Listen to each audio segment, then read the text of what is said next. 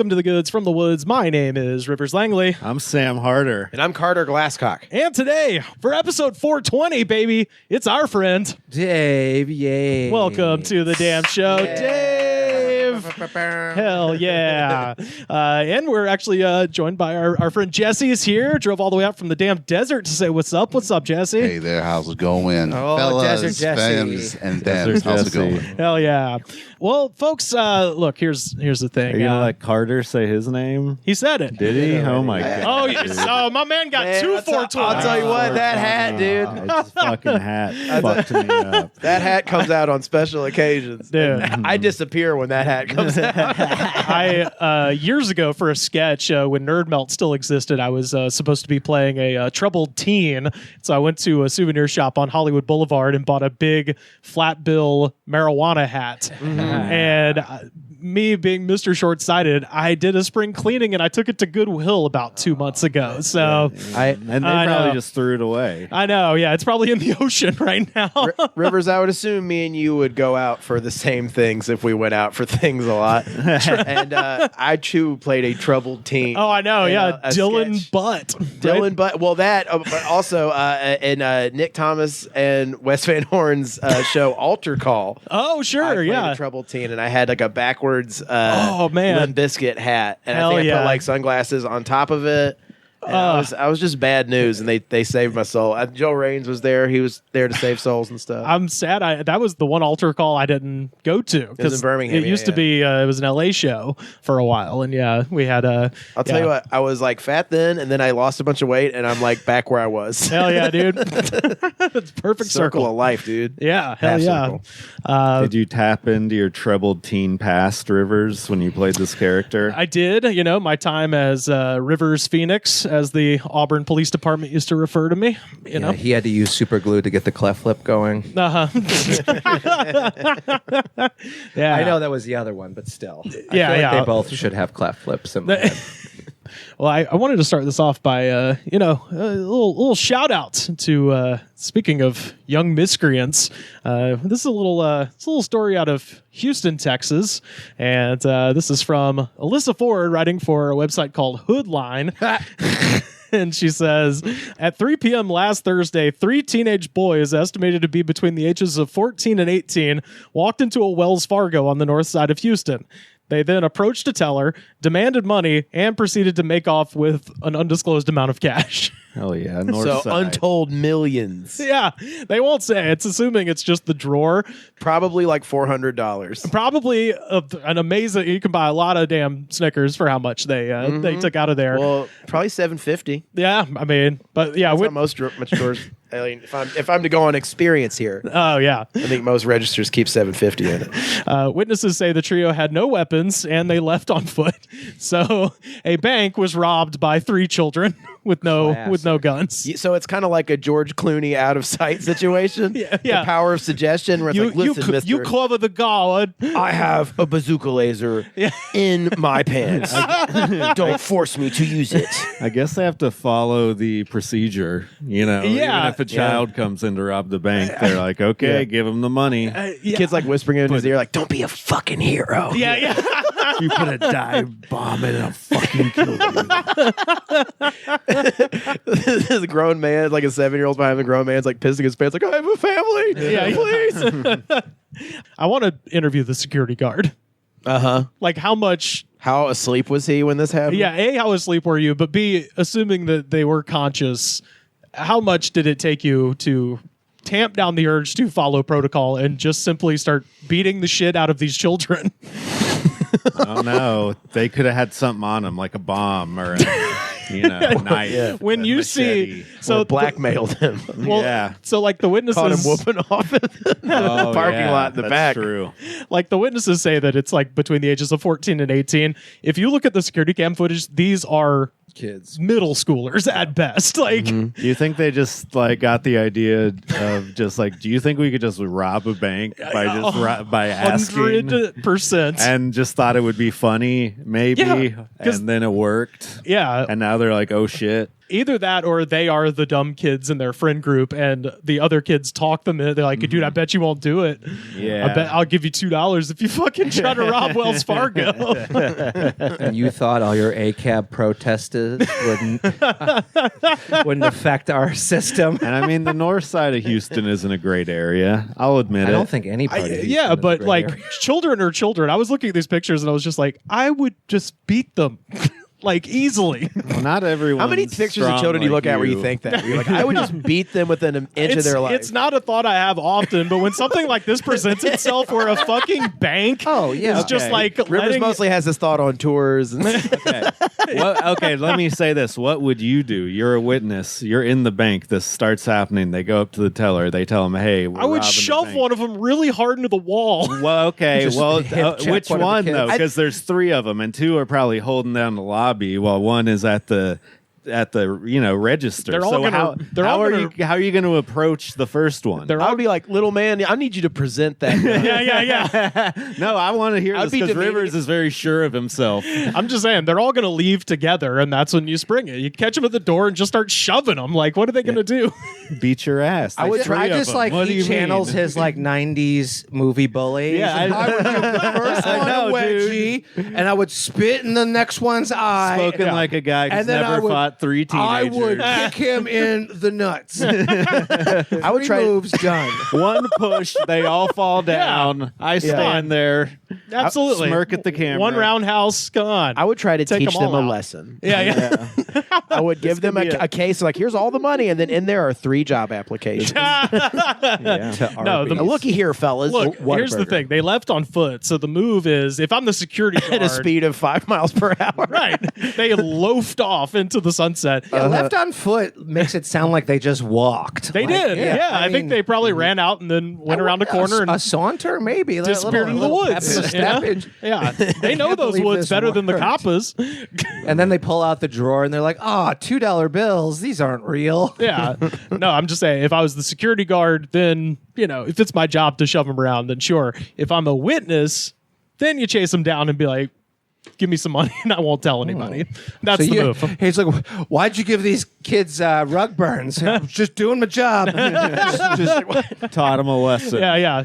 But here's my favorite part. This happened last Thursday. The suspects are still at large. Yeah. Wow. Fucking Still at medium. yeah, they are. That's true. So, quote, anecdotally, it's the youngest robbery crew I've ever seen based on the pictures that we put out. Connor Hagan, a spokesperson with the FBI, said. So They're setting records with this robbery. yeah. The FBI can't find 3 fucking idiotic teenagers that Is robbed there a a bank. video footage of them? I mean, if anything, it's smart. Probably none of them have IDs. Yeah. I mean, They're probably at an age where they're not on papers totally yet. I've not seen this clip, but I'm guessing they just released stills from the CCTV. They haven't showed the video White itself. kids, right? 2 white, one for sure white, one somewhere in the middle, and 1 black kid. if they were all black kids, we would have found them already. Oh yeah, definitely. Yeah, they would have been hit with a drone missile. It's Houston. Yeah. So also, I like that they referred to them as a crew, like it's Yeah, Bonnie like- and fucking Clyde. It's kind of like a better Ocean's than- 11 it's sort of better thing. than gang, like there's in one my guy on the opinion. register. There's a honey dick guy. Did they burn off their fingerprints before this too? These guys seem like masters of thievery. The Robux crew. The FBI's Violent Crimes Task Force is currently working the case. What? The FBI can't find these 3 children that robbed the bank. What's the population of this town? It's Houston. Okay, It's in Houston. fucking What's massive. the population of this? It's Houston, Texas. It's one of the biggest cities in America. I forgot it was Houston. Yeah, I believe it's the 4th biggest city in the country. It's not like didn't know Fayetteville, Houston was Arkansas. that big. Like it's Houston. I mean, the first thing they did is take these images to the local Forget high it, Jake. It's schools. Houston. They went to all the local high schools and are like, which one of these kids dropped out recently? And they still can't find them. They're taking advantage of the TikTok ban. Oh, Yeah, that's that's what This is happens. going to That's keep. yeah, that's Good all it is. point. This is going to keep happening. There's They gonna be- ban TikTok. Younger and younger criminal enterprises are gonna, and all we had to do was let them dance and voice over. And nope, it's gonna be releasing the scourge of Gen Z. Younger and younger and lazier and lazier. Yeah, Less confrontational and less confrontational. How did I get into bank robbery? Well, the government said I couldn't talk about the existence of giants anymore. Yeah. I was just minding my own business. I was opening packs of Pokemon cards for money. I was TikTok dancing out in the parking lot, and they threw all their money at me, and I had to walk away with it very slowly. I was talking about how the terraced gardens at Machu Picchu were actually the steps of giants. Then next thing you know, I'm running on foot away from a Wells Fargo with $425. I mean, I hope it was like 10 grand. I mean, yeah, me too. I hope they moved to Mexico and they're linking up with cartel. It's just, They're probably planning their next one. At this I rate. hope so. And I will say, shout out to the crew because The crew. But yeah, I mean, I'm just using the words that the FBI is using for these children. like little kid faces with like question marks. Yeah. Who are these kids? Yeah. But shout out to them because speaking of TikTok, as far as I know, they haven't posted about it online. They are perfectly content just being legends, which is awesome. Or they're just smart. Or they're smart. Either way. So what Shout are out. the chances that they have someone else like kind of navigating this for them? Well, they did raise that as a possibility. I'm so much more on board with Sam's theory that it's just like, There's a Bosley. I fucking dare you. I bet you fucking won't. I kind of think they were just like under the impression that it wouldn't work. Yes. And since it wouldn't work, they wouldn't get in trouble. Kind of. That's the idea. like I get. attempted robbery is not a crime. They're doing the shirt gun. Yeah, Like, all right. exactly. I think that's right. what happened. I really do. Are they like leaning on like that? No one wants to get like canceled for a video of them beating the shit out of kids who are unarmed or I think something. that's part of it. No, Could I be. mean, I think there's just, there's a chance they have a bomb. There's a chance, a bunch Look, of guys. in nobody wants president to work masks anymore. are gonna Yeah, run in. Yeah. The Houston branch of the FBI posted the following on Twitter. Do you recognize these quote unquote little rascals? What? That's what they're being called, is the little The rascals. little rascal crew. Yeah. Pull up their picture. He says These whippersnappers. the tweet says, believe it or not, they just robbed the Wells Fargo on North Freeway. See Wells Then Fargo? walked right out. That's what you get. If you know who and where they are, contact the police immediately. And I say, fuck you. Yeah. If you can't find these children, first of all, like you were saying, go to the middle school, bribe the kids, be like, spill it. Tell me who fucking did it. Yeah. Easy. Show the pictures. Rivers, bring up the Be a pictures. double agent. Like, be like a 50-year-old cop who's like enters himself into middle school and he's like, I'm looking for the kids who stole. Who is your daddy and what does he do? Yeah, we'll put this up on the screen for the Patreon and on our Twitter for everybody else. I mean, those are little kids. Yeah. Those are. I could see why Rivers was so confident to whoop their Thank asses. you. They're not very big children. See, I should have well- started off with that. Yeah. Also, I want to say the quality of this Wells Fargo camera is dog shit. Yeah. They're Holy always fuck. oh yeah. No, the one without the hood is the white one. That's my favorite part. He's like, I'm never gonna get arrested. Yeah. So there's a like a little bit of a bigger That's image. a pretty I mean, good. come on. Jesus. Tell me you couldn't just kick that kid in the fucking throat.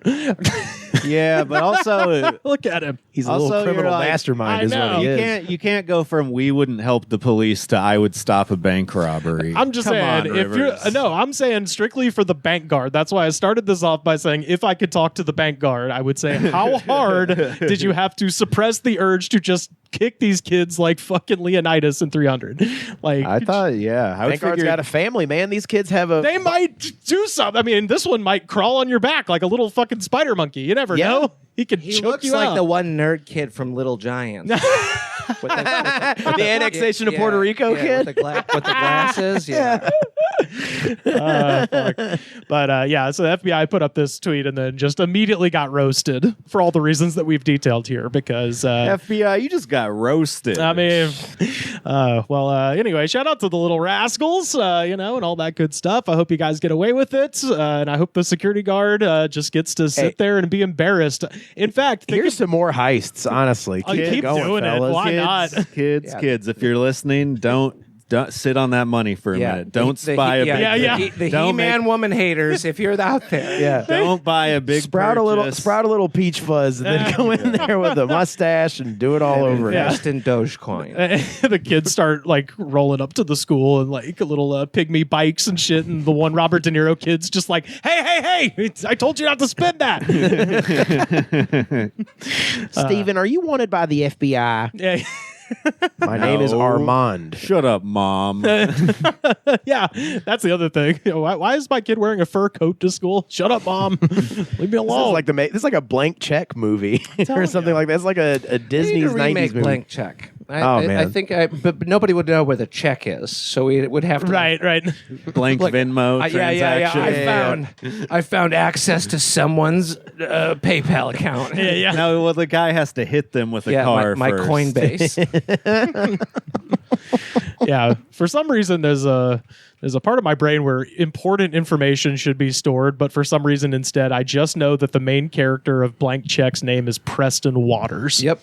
No clue why that's in there. not the actor. Yeah. And his alias was Mr. Macintosh. Oh, goddamn! That's right. That's right. He had the Apple II. Yeah. Yep. Goddamn. Yeah. Why- What could be there? The cure for cancer? Who knows? But Who Okay. knows? So if you're not like 50 or like, let me think of the age range that wouldn't know this movie. So if you're like 50, you probably haven't seen Blank Check. right. And also if you're under 30, you probably haven't seen Blank So Check. it's About like right. 30 to 40. There's a 10-year window where you see Blank Check. if you're in there, let me explain something to you. In Blank Check, a bad man hits a child with his car and wrecks the kid's bike, and he's in the middle of some sort of heist. He just throws him a check with no number written on it. The kid writes $1 million, and it goes through. And then he buys so much shit for $1 million that you could never buy today. He buys like a house with a roller coaster in it. It's kind He of has like a wall of big screen TVs. It's kind of the children's version of Brewster's Millions. You ever see that movie? Oh yeah, hell yeah. Same thing. It's like Richard Pryor gets he has to spend $1 million in like a week or something. Right. I have seen that. Yeah. But I could do that so easy, dude. I know it'd be just buy a fucking Just clearing out house. my student loan debt. Yeah. Like buy something Blank you check need. today. It's just like fucking I'm debt free. I'm gonna buy a 1-bedroom house in Los Angeles, and that'll be half of it. Yeah, that'd be half of it. Fuck, you can't even touch a crack house for less than $900K. Yeah. Then the rest will go to You touch crack crack house. inside that crack house though for less than yeah, $900K. baby. Damn, where? Yeah. Oh, there it speaking is. of, It's yeah. hidden behind the hot sauce. Yeah, there we We've go. got crack rock. Yeah, that's right.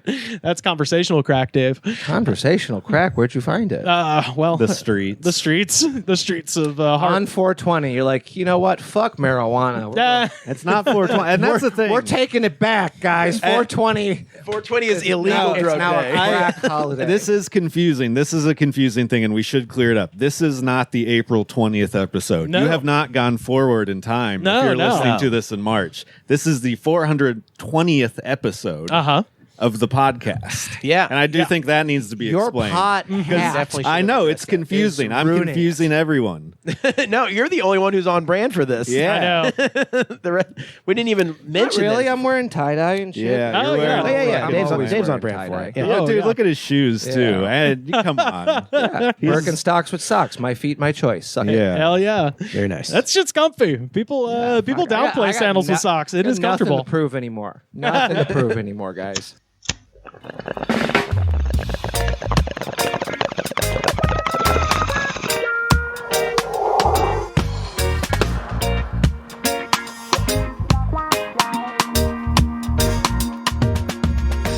So our friend Jesse has brought a ungodly concoction Oh, yeah. all the way from Oh, yeah. Mexico, and we say bienvenidos to all of our friends in Mexico. This is Volt, and we actually have Or if talked. you want to say it properly, bolt. I won't even attempt. Just like say boat. Bolt, More like bolt. Bolt, Bolt, but bowl at the same time. Bolt. Bolt. All right, There you go. we There did you it. But yeah, we talked about Volt before, episode 327, which was entitled Energizante, which is just a fun word. It was on the bottle for Volt's and now this is the actual name of the drink. Yellow Drink was the last one that we had, which was just a fucking Red Bull ripoff. It was kind of upsetting. Didn't care for it. That's what I would expect from a yellow drink, energy drink. Yeah, but this one's very exciting because this is Volt's Dark Energy.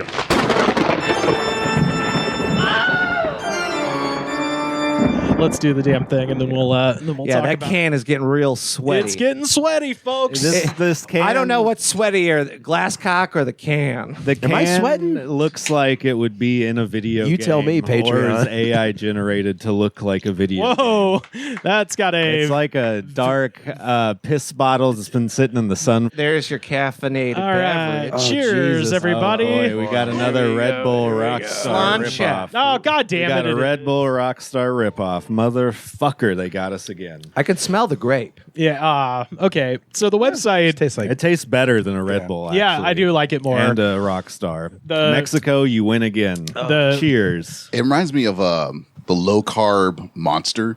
It tastes closer to a Rockstar than a Red Bull, but it has less of the fucking bite of a Rockstar. Ugh, God, it's one. I mean, it's becoming one of my least favorite flavors ever. The Red Bull. really Ugh. the green apple. You think it tastes like grape? Yeah, and it's supposed to be grape? No, it's You're actually, after you say that, I do smell like a grape soda sort of smell coming out of it. And the can is purple. Come on. I mean, yeah, you are right about that. So that's what that's flavor an is it supposed to be? so the Objective website fact. describes the flavor as forest fruits, which got me so excited because I was thinking it was going to be some kind of tropical bullshit. I just want to go but no. ahead and just apologize for the dark energy that I was exuding Now for baby's drinking that. Now I'm baby's so sorry. better. Yeah, goodness In gracious. every depiction of dark energy, it looks grape. Yeah. Well, You're right. It usually is purple like or the- blackish purple. like Thanatos. Yes. yeah. The god of death. When Jesse told Prince. me what he was bringing and the flavor was dark energy, I was like, is this an energy drink or how Mark Maron refers to the Comedy Store? Yes. There's a lot of dark energy at He that place. always A lot says of that. crackling There's energy a lot too. of bolt. How many milligrams of caffeine? Yeah. 150-ish, Oh, okay. 160. This So is baby standard, stuff. Okay, yeah, but yeah. standard nonsense. Yeah, well, also the limit for I most mean, yeah. countries, I mean, actually. literally on here it says exceso calorías, so excess of calories, and exceso azúcar, so excess of sugars. So If one was to look at the can and go, what's in this? The can specifically states too much sugar, too much caffeine, too many calories. too many It's- calories. They literally had to redesign all of the hot Cheetos bag, and they put like a Cheeto over Chester Cheeto because they did not want to have it advertised to children because they didn't. So he want got to make, Joe Cameled? Yeah, exactly. Damn. But to hot Cheetos, which Yeah, is kind of offensive. Yeah, Jesus. I was just in Mexico and I bought a carton of Marlboro Reds for $45. We were talking about this earlier. Each pack, unlike maybe Canadian cigarettes that have like like pictures, they do have this as well, but there's like what happens to you if you smoke. Oh, on the yeah, pack yeah. of cigarettes. The black lung and all. yeah, that. it's like the yeah. French Yeah, French yeah. cigarettes. Well, they with the- do that too. My buddy, when I went down Someone there, with a bullet hole in I their told my head. buddy to pick why. There's just a They bullet. should put that on handguns. Someone with a tiny dick. Yeah. That's the one that would make me quit. Like black lung, I don't care about. Broken. Someone with like 7 kids. Like, what? That doesn't make any sense. Well, the one that I got that I thought I saved the pack. It says smoking will lower your sperm count. I'm like, this is not a fault. Like this is a Yeah, plus it's for okay. me. Like this is. You read that and just start chain smoking. Yeah, I'm just like, come on, fucking kill them. So, by the way, Volt is actually not from. Me and my wife should have known better than back in those days. Jeez. That's why I remain childless. Oh, dude, I was in that fucking store down the street yesterday. I just need to bring you just reminded me of something. This guy's having trouble getting his credit card to read. It just won't read over and over again. And he just looks at the clerk. He's just and goes, mashing it in the machine. and He's just it- mashing. And from my perspective, he is doing it wrong. I don't know what's actually happening, but he just looks at the clerk and goes, don't ever get fucking married. And then just You'll walks immediately out- max out your credit card. and then on it just snacks. canceled the transaction and walked out the door. Goddamn wife just bought a Plymouth Prowler. I was gonna say the clerk like looked at the engagement ring in his pocket and he was like, "Fuck it," and he like threw it out into the Nah. street. Yeah. Like he was convinced. I don't know, man. It was great. Okay, let's continue so with that. I was going to say, Volt is actually from Lima, Peru. They are actually not a Mexican company. They are made by something called AJE Group, which began in the late 80s by the Ananos family in Peru. There was a big civil war happening, and Coca-Cola and Pepsi couldn't get their shit into Peru. And so this guy saw a vacuum and started Big Cola, which is still available fucking everywhere. Like it's they've not got Grande Cola. no, it's literally called Big Cola. And Is they it related to Inca Cola? no, that's a different Peruvian delicious Peruvian beverage, but no, they have businesses in Venezuela, Ecuador, Central America, Brazil, Colombia, Thailand, Nigeria, Indonesia, Vietnam, and India. But I found a horrifying ad that I'll put up on the screen here, which says Volt revives you, and it is a Volt bottle literally propping someone's eyelids open. More intrusively More than than like Clockwork propping. Orange. Yeah. Yes. Prying, I would say. Prying their eyes open. And this is not a parody, because I was looking at this, I was like, oh, this is someone being funny with Photoshop. Nope, this is on the website. Okay. Yeah. It They're got doing my that. attention. Yeah. Needs to be like a just stream of tears coming out of that eye. Well, you Same color you as the can't beverage. cry when you've drinking Volt energy. Yeah. Something with the tear ducts. It doesn't. It dries you out. There's no need for tears when you're flying on Volt. Yeah. Last thing I wanted to say about it is there is actually another Volt that's not this one. That's also an energy drink that's based out of South Africa.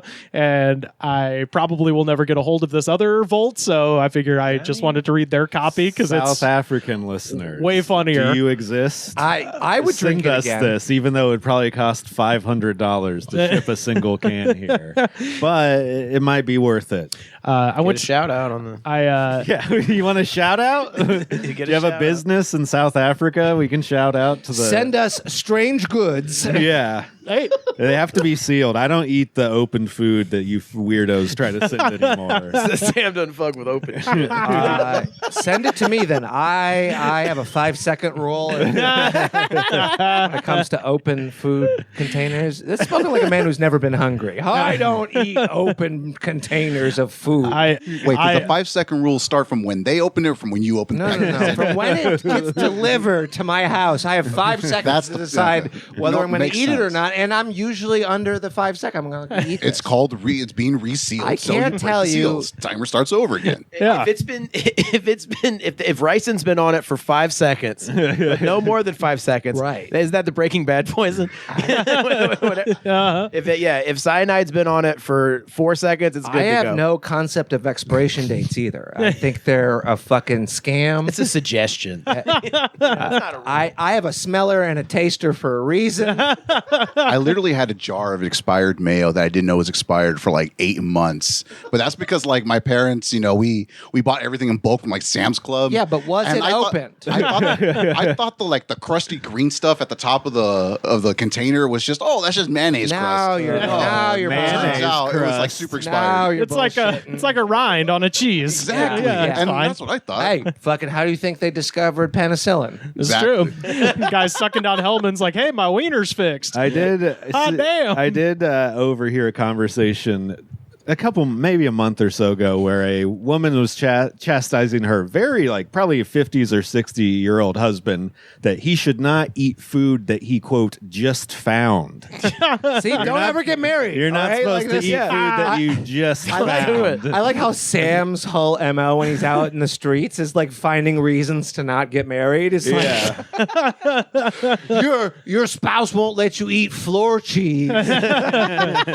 Damn woman criticizing me me for eating salsa just because it expired in 2023. Well, Let me fill up my tank on her card. she's making it seem like he's the guy who just picks up those random halfway filled to-go boxes you find on the sidewalk sometimes. And if someone, leaves a restaurant. you've never eaten street to-go boxes? where you're supposed to throw away your own tray of food. There's and they good eats in don't there. There's eat I the remember I was fries out going of to the bank. I was going to the bank on Ventura Boulevard, and it was like in between like the CVS and the bank. I was walking, and there was a perfectly unopened pack of Sargento slices just sitting in the sun. Real quick, what kind? That's crucial. Oh, I believe they were Colby Jack. Okay, that's good cheese. Colby I pick Jack. it up I- every time. Every damn time. Was it lightly cold at least? No. It was like maybe 9, 8, like 9. No, I'm talking about the cheese. No, fuck no. It wasn't. What the fuck do you think this is? It was like a regular ass sunny morning in LA. And That's why I expected it to be slightly cold. Americans are just too hung up on refrigerated cheese. Let's get real with it. I was so close. So close to picking it up. It's a good cheese. I'm with The you. self-control, I tell you, that it took me to not take the ground score of cheese. And if you don't know, I'm proud of ground you. score is a hippie terminology for when you Oh, find yeah. drugs at a music festival. I'm proud of you that you're to the point where you have that self-control. I really am. It probably happy would have to been hear all that. melted together in one delicious block of Colby You could have Jack. rolled it up Now like a you see cigar. my dilemma. But with like the little separating paper in between that you'd pull out of your mouth as he took a big bite of the whole thing. It was sweaty. But sealed. Sweaty but sealed. That's sealed is big. It's key. Somebody was like, someone went to the grocery store and was running for the bus, and they're gonna get home and be like, "Damn, I paid You know what? $8 for some fancy cheese. I got fucked." Well, Sargento's not that fancy. It's Come on. mid-range. Hey, it's not Tillamook, It's but it not- ain't craft. Yeah, it ain't. It ain't craft. fucking craft. It's like it's like It's the definition of mid-range cheese. it is. But You're not opening a bottle of wine That's and be not like, I need Sargentos. It is not $8 cheese though. It's like $6.50. Yeah, well, that's a different. That's a grocery store big cheese. difference. It's It's Ralph's cheese. It's pre-sliced. It's sure. mid-range gross dough cheese. Absolutely. It's the cheese of the people. I call it gross dough instead of grocery store. I'm It with saves you, dude. time. No one likes that, Rivers. No one we likes love it. gross The- stuff. We love gross dough. All the people are talking about gross dough. final- Tweet it at Slam Harder and tell them how much you like gross dough. And send them some poison. No, Yeah, please. Roast toe? I'll give it to Carter. He'll eat anything. I'll eat anything. Carter Glasscock. He likes it. I'm the most reluctant, energy drink Carter. consumer on the show. Carter read the fucking Discord today, and I did. I finally checked it out, and I saw a week ago when you called me a wino alcoholic. You fuck. Ah, damn it! You were never supposed to see that. Did you see the part right below where I said I can say that because he'll never see this? Yes, that was right above for me because that was good shit though. Yeah. So keep those Carter comments coming on the yeah. Discord if you don't mind. I wanted to read just the welcome message from the South African Volt because it is so deeply fucking strange. And by the way, their website for a South African company, not that many people who aren't white on the website. It's very strange. Anyway, this is Apartheid work, I guess, over there. over at the Volt Company, it's still 1986, baby. So this is the intro message. Well, hello there, fellow Voltarians. Oh no. And welcome to All Things Volt. You got a can of Volt in your hand right now? Okay, we'll just let that one slide. But the next thing to slide will be your vigor, your vitality, your verve. You get the picture. So shine up. Anyway, back to the Volt. And I was like, what? Okay. I feel like I'm getting distracted from talking about Volt. Now about Volt. I was just talking let about him talk. running your hand up and down a sweaty can, but now we're talking about so much Volt. fucking cocaine. This is one of those things where they're trying everything they can say to be like, this is a boner pill drink. Without actually saying this is a boner pill drink. Then wait till this next line. Damn it. I don't want to wait. The best way to describe this drink is to think of eating that candy that pops in your mouth, the mini explosion What on that earth? dances across your tongue. This tastes like sucking a fat cock and when the cum hits your jaw. When that cum touches your uvula. So it says dances across your tongue, parting your cheeks the way Moses parted the What Red on- Sea. What? Yeah, dude, this is What- one of those which horny cheeks? liquids. Right. I think you're talking about these, but you're supposed to definitely think about butts. You're gonna feel that rock hard vigor just tapping you on the butt cheek. And then they say You it's missed a opportunity, not saying lips. they say, well, they want to include everybody. You know. Everyone can get butt fucked by vigor. It says don't discriminate. it says it's an oomph experience that electrifies your spirit and energizes your soul one sip at a time. Are you ready for your nipples to blow off your body? Have you ever felt so alive? I just think they're advocating for period sex, guys. Yeah, that's possible. Moses, the Red Sea. Come on, let's. It's just all on it. Well, you never done it. It's incredible. Nothing gayer than 5 hetero men sitting in a room together drinking energy drinks. I just really do think this is a late night. Oh my God, I have to finish this. What parts? Red Sea. Bible. Yes, Bible. No, this was written by the horniest man alive. They're like, right, you now- gotta write the copy for this, but you can't probably jack off sounds for a better week beforehand. in Spanish. You mean Afrikaans? In Afrikaans, it's really sexy. There you go. And I wonder what oomph translates to. No, I think boom shakalaka. I believe. Yep. I hate the Red Bull taste. I'm sorry. I'm giving it a 1. Wait, I feel like our rating system has gotten a little skewed because it's all Rivers is 5s or 1s. Like, there's Rivers no is a 3s. maniac. I've admitted Rivers to is a this. maniac. He's a energy It has to sommelier. I mean, I don't know. That's like I said. Anything that's got the Red Out of Bull 5, that's like a 3 or a 3.5. I agree. Honestly, Really? the, Wow. the closer it is to Red Bull, the better it is for me. Like, I hate it's it. something I can like. I'm put- gonna give it a 3.5. yeah, like that's a Wow. that's a 70. That's like a solid C plus. Ugh, don't like it. It doesn't have the bitter, shitty parts of Rockstar and Red Bull. See, to I me. like that part. Oh, really? Yeah, that's why I get a Rockstar every once in a while just for that bitter, shitty part of the sugar-free. Oh, God. Yeah. I hate It that reminds shit. me of like early recovery, where like all I had was like energy drinks and Pall Mall greens. It's a nostalgia thing for me. Okay, I get it, man. That was just, it was One just, day at a time. just too sugary, Yeah. too real sugary. Well, they tell you that on the label in Spanish, right there. Too much sugar, too much calories. Wait, what is the calorie count on no it? me gusta. It's actually not too bad calorie-wise. Yeah, it looks like it's about 190. Yeah, it's the most out of any Volt, though. I did look dark at matter. the breakdown of Volt, and that is by Do far. They do a sugar-free one or no? Oh yeah, yeah. They got I don't think it tastes bad. I think it tastes good. I do too. yeah. I mean, it's I think it would make a good popsicle. Yeah, it would. hey, I'm definitely with would. you on that. Yeah. Freeze it. Let's do another taste test. Have a woli, if you ever had those. Just basically frozen syrup. That's what this is. you could just stir it into a birthday See? cake. You know, if it calls for water. Look, there's many things that can be done. I'm a cultured man. I respect that. Okay, I'll add an extra 0.5 because it's less disgusting than Red Bull. We did it. We 1.5. bullied him into it. Yeah, folks. yeah. But it's not a thing I would drink again. I But mean, 1.5 is like Geely bad. I mean, hey, I can make an argument. there. You've had some 1-star ones that are fucking exponentially worse That's true. than this. I'll say that. Yeah, that's true. That's true. I did bring the glitch energy that you said no. Oh, There's a second. that was the powder. Yes. Yeah. Okay. Yeah. I would Bust not it out touch on this the glitch table. energy Let's all get our stuff. I want no. If it's a powder and Carter's talking all this trash, let's see if he'll snort a line of fucking strange energy powder. Listen, Yeah, let's I have Let's one- see you zip zap your way out of this one, Carter. I have one more unopened container from that year's supply. Jesus. Oh, man. I'll do a key bump off of Sam's hat. I'll sit there completely still and let him do it. If you subscribe to the Patreon, you can see me overdose on this stuff. Did you give it a star, Dave? What are you saying? I was gonna give it 2. 2. Solid. A All right. solid 2. You know, I would drink it again for the energy. and just because I support Peru. Hell yeah. Peru. I do too. Shout out to Paulo. Paulo gave me a scarf from their national soccer team. So I guess I'm Viva Peru. Yes. Yeah. Football, actually. Wait, what's your rating?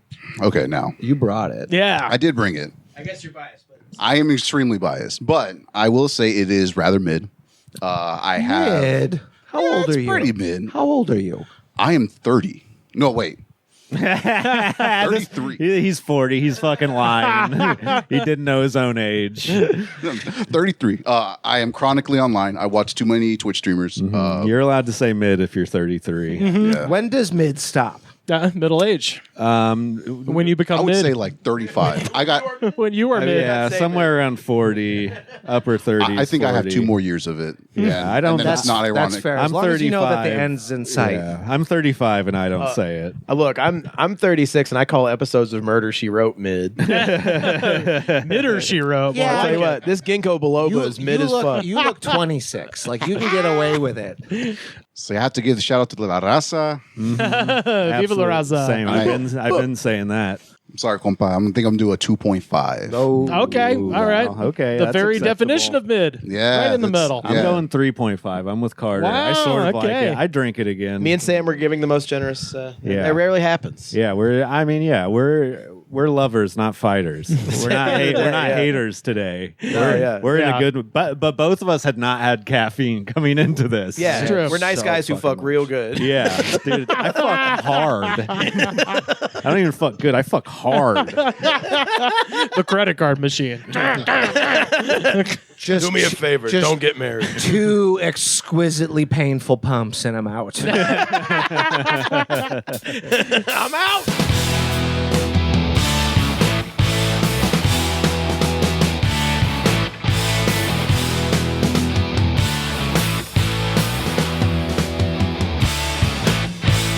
Let's talk about the lot, Dave. Oh shit. We're getting into it. It's episode 420, so we're talking the lot scene. We're gonna Parking take a lot. little stroll down Shakedown Street, my man. Yeah, nothing shaking on Shakedown Street. So you just got back from seeing Phish in Mexico and performing for Yeah. Phish fans in Mexico. How the fuck awesome. was that? That sounds so rad. Yeah, I kind of accidentally stumbled onto jam band stand-up comedy, Yeah. I guess, because like everybody, I've been listening to Phish since I was like 15. Like the Dead, I like all of it. I don't shame anybody's jam band kink. And then like people have always asked me to perform when they're touring, and I'm like, I'm not doing 1 a.m. comedy for a bunch of Spunyan. Yeah. Wook Spunyan, my favorite term. Yeah. But I was like, you know what? Screw it. Like back in August, I was like, they're playing Dick's Sporting Goods Park, and I have a friend that runs a bar. Let's see if we could do a 1 p.m. like brunch time comedy show. And like 30 people showed up. We made a bunch of money. I did like a mostly Phish centric stand up set, and then I cut up one of the clips and then just forgot about it, and it did 1 million views. God damn. So then I was like, I work hard on my regular ass comedy, nothing. Yeah. So then I was like, well, let me see if I could do it in Chicago. So I did one at a bar, brewery in Chicago. 60 people showed up, and then I did one. I'm like, well, if it's not broke, don't fix it. Yeah, so I hell did another no. 1 p.m. show in Manhattan. 41 people showed up, and then someone who likes my comedy, shout out Jamie if she's listening, she couldn't go to Phish in Mexico. So she sold me her $8,000 King Suite package for like $1,000. God damn. So I went down to Mexico for like $1,000 for 4 nights of Phish and beach and everything. And I geotagged a location by the fountains. And 50 people showed up, and we passed a hat around. Whoa. And, a couple of New York comics, shout out to 2/3 of a Threesome. They do like musical comedy, and they were getting engaged that weekend too. So we all made like $300 doing comedy. Now we can write off our fucking flights to Phish in Mexico. God, dude, that Badass, dude. fucking rules. Yeah, it's man. nuts, dude. Like nothing I've ever done comedy-wise has moved a needle at all. I started making fun of jam band fans, and like everything's fucking going through the roof. That's great, They're man. a polarizing group. Well, that's Who what's is Phish? Yeah, no, the fans of jam band. Oh no, they're the worst. Like that, no, like that's. I mean, that's the clip that did well. It's like I love Phish. I fucking hate all of you. Like that has been my that. Like if you're looking for a voice of what this comedy is like I love Phish. The fans are fucking atrocious. That was going to be my first question: is which band is it? Phish? Which band has the worst? I mean, Tool's pretty bad too. Tool is pretty bad. Do we count them as? I mean, they're they're prog. They're prog. proggy as Now, hell. hear me out. I made a bunch of people fucking mad because I believe Tool is a jam band, and it starts arguments online. Oh man, And it's so funny to me. Like Tool fans do not. Like I've been working smarter, not harder on all this. So like I taught myself how to like video edit real quick and make these like live memes where I'm pulling like video clips from old movies and whatever. And then I'm just writing jam band centric material over it. And one of them was like a whole scene is like a bullfighter. And they're letting this bull out of the cage, and Phish is the guy letting the bull out of the cage, and then Tool is the bull kicking the shit out of Phish. And I'm like, when people say Phish is the best jam band, and it's like, I get it. Like you can make the argument that they're not a jam band, but they play 15-minute fucking songs. I was gonna say, like, I went and saw Tool recently, and they were like, I hope you're ready. They don't let you use cell phones, so I was like, I'm gonna go get text my girlfriend. Well, that's some cool dudes right there. Oh yeah, he fucking yelled at some guy for using a cell phone. You like, gotta pay attention. He was like, "Fuck you, listen to me." And it was Valentine's Day, and I was there without my girlfriend, so I was like, I should probably go text her. And Boss move. he was like, "We're playing another song. You guys ready? You guys ready?" And like they started this new song, and then I went, took a piss, came back, had a 10-minute conversation. They were still playing the same song. So yeah, that new record is super jammy. It's like 20-minute songs. Oh, what is it? Fear Inoculum? Fear Inoculum, yeah. I've met Adam Jones from Tool. He's a big Rory Scovel fan. So, like, he's a really rules, great guy.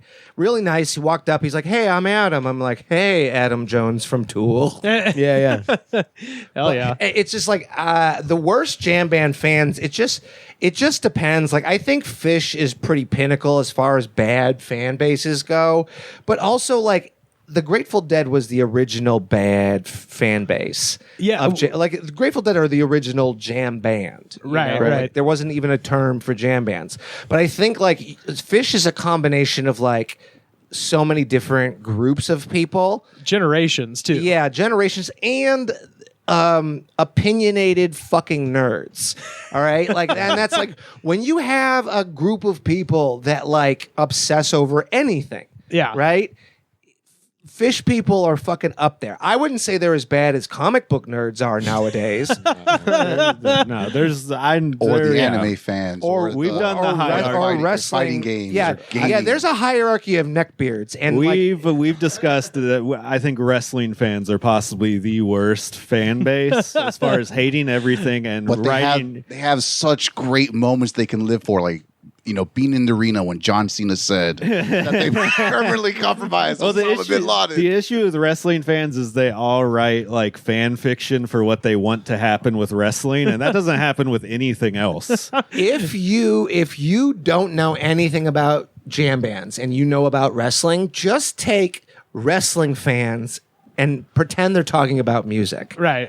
And like, I love Phish, but it's not anything I need to convince anybody else to like. Like, I'm a fucking adult man. I can just go spend my money, go by myself, run into friends. Some people try to convince people to like the shit that they like. Yeah. Or you got the old heads. This is the whole thing. The old heads, Phish breaks down into like different eras. It's the people who got sidelined after Jerry died in 95 and then like hooked on. Well, so that's 1.0 era Phish. Yeah. Okay. So 1.0 goes from like when they started in like 84 to I think like right around the 2000 early 2000s era. Yeah. Right. And so nowadays, like it's in 3.0/4.0, right? Now that they're back again. And old heads are always going, well, no, it was better in the 90s. And I'm like, yeah, Quaaludes were also abundant. Like, and your knees didn't hurt. I was going to say to that point. So groups of fans,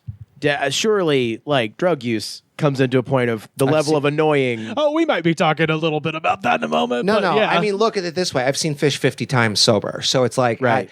Are there people? There's people that just do their drugs like adults and like don't cause anybody any problems, right? Yeah. But most of the time, like the biggest hate nerds in the Phish community are the ones that haven't seen any shows since the 90s, and they pretend like they're some like better.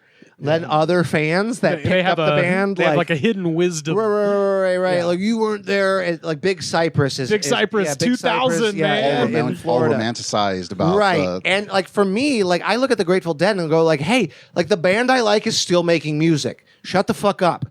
Like I like Drug Trey better than Sober Trey. It's like I like Alive Trey. How about that? Yeah. I like Not Dead of Heroin.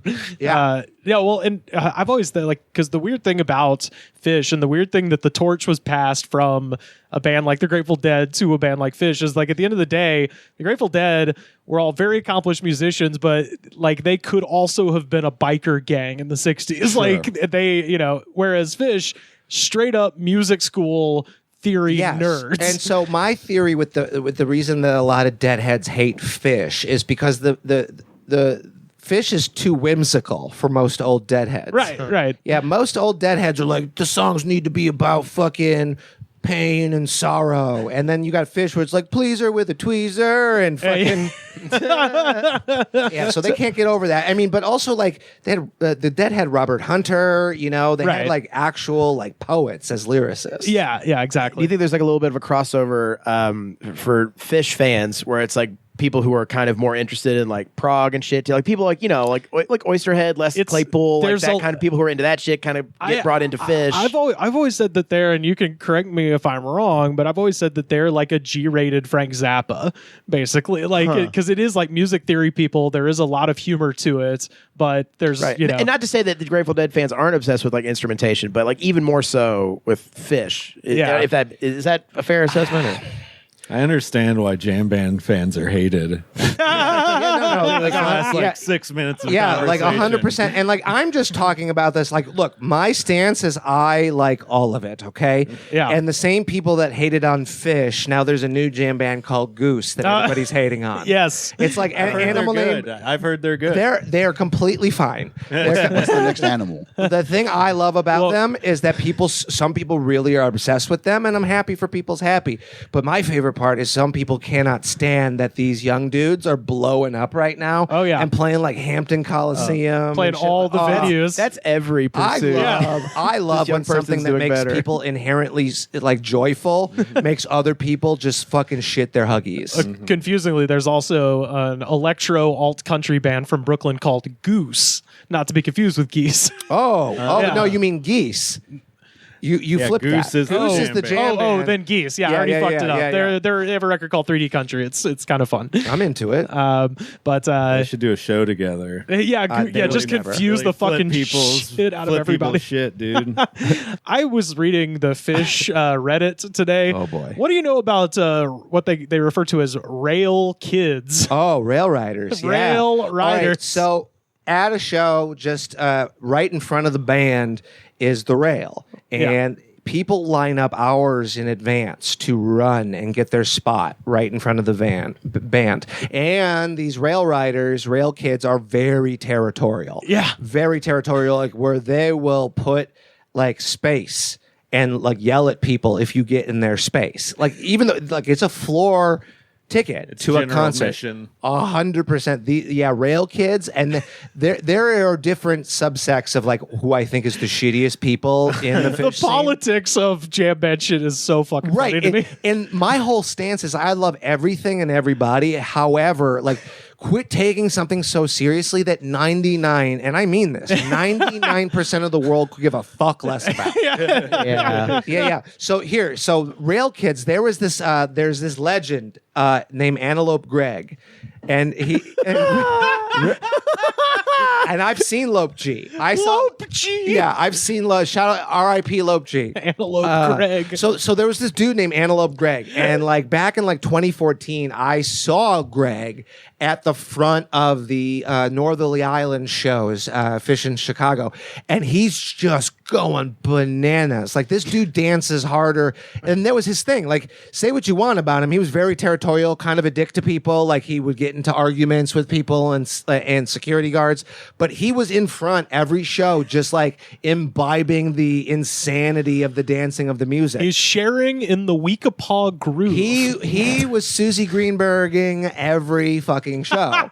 But this dude, like love him or hate him, like he was like the spark of like the first like most infamous hated Phish fan in the whole scene. Look, people just need to set the gear shift for the high gear of their soul. Yeah. You know what I'm saying? Hey, run like an antelope, out of control. baby. Run like Antelope Greg. Yeah. These are all Phish songs. They are. Right. Indeed, yeah. It's all Yeah, one yeah. Phish song, Yeah. Works. It's all. This is all It's all too late from for one song.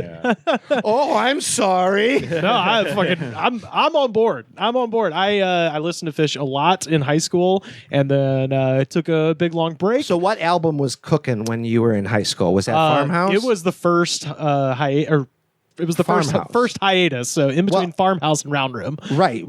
So yeah. like Oysterhead was cooking. Yeah. Oh, and Oysterhead is just a super group. So. Yeah. Good shit. Yeah, I loved all that Oysterhead shit. was Les Claypool, Trey Anastasio, and Stuart Copeland from the Police. From the Police. One of my favorite memories was seeing them at Bonnaroo, and Trey was playing something called the Matterhorn, which is a guitar that has a large elk horn attached to it that he has turned into like a bass theremin. So when he puts his hand next to it, it goes whoa, whoa, whoa, whoa. And my friend who was very on mushrooms had to leave because it was too much. He was like, no, I'm not. I can't deal with the guy with the horn sticking out of his guitar. And that's the thing. Like, look, people like what they like. When I go to see a jam band show or any kind of live music is my church, and I span every genre. You know, like it's just I just so happen to have a deep knowledge of the jam band genre. But I'm an old school hip hop head. Like I will go to see any live music. I just enjoy it all. I want everybody to like have a good time with whatever it is their nerddom is. Yeah, hell yeah. Well, yeah, I listened a lot in high school. Took a break, came back when I was went back to Alabama for a few months during COVID because my dad has satellite radio in his truck, and I Phish channel. flipped it over to the Phish channel, and man, hard to beat driving around the backwoods of Alabama. It and is a fishing lot of and fun. fucking listening Fishing to and Phish. fishing? Yeah, straight up. I like the Sirius XM channel because I've been very fortunate to go to a lot of fucking Phish shows this year because of the whole jam And band. they play them the next day, right? They play them the next, and they'll play snapshots of songs during out their regular radio play. Like there was a lot of really epic nights this past run, and they played Chalk Dust Torture for 39 minutes and 53 seconds, which is a pretty amazing thing for a Phish fan. But like, I'm not trying to punch fuck what I like into people's brains. Like if you're looking for a way into Phish, like how do you like just pick up a studio album, maybe Junta or Lawn Boy. Lawn Boy is a Boy's great good. one. Hoist, that was my entree. Yeah, Rift is great. And just if you don't like it, who cares? Hell yeah. But still go try to see a show. Like it's completely like right. That seems to be the thing that really converts it's people. Seeing them it's live. worth it going. I mean, there was a whole like RIP to Antelope Greg. Antelope Greg. and Harris Whittles. Oh, sure. Harris yeah. Whittles had a whole podcast called Analyze Phish, where his whole thing was trying to convince Scott Aukerman to if at any point Scott likes Phish, the show is over. Right. And I can no longer listen to the song You Enjoy Myself without Scott Aukerman's voice in my head saying, This sounds like it could be a butter commercial. A commercial for the food product? Butter? The dairy product. Yeah. Like, hey, butter, it's back. so, but like I said, I was on Phish Reddit and couldn't help but notice they had a little post about people talking about their worst experiences. oh, these they're pretty bad. This is a bad cross section of Reddit users and Phish fans. You're gonna get some weirdos. Yeah, in here. especially because a lot of old Phish fans are more bloggers. They're Gen X as fuck. Yeah. Entitled. They have mortgages now. It's This is pre-blogs. These are like news search weirdos that Yep. were like, right when they came out with Windows 95. There's a whole ass old website called Fantasy Tour. Oh, yeah. that these people fucking just argue about. PT. Shit. Yeah, they talk you about want to it. find the most hateful language on the planet. It's not World of Warcraft. It's Fantasy It's Tour. Fantasy Tour. This one is from Haley's comment. Good one. Fish people love that shit. During the Disease Jam, that's the song Down with Disease, yeah, Carter. yep. Sam, during the Disease Jam at Deer Creek 2021, my first show back since the pandemic, a dude in front of me just turned around and punched me in the mouth. He wasn't trying to fight me, though. He just turned around and punched me and then turned back. his buddy was like, sorry, man, he's just tripping, you know. And when I tried to talk to him to get some clarity, he was like, come on, man, we already apologized, and then turned away.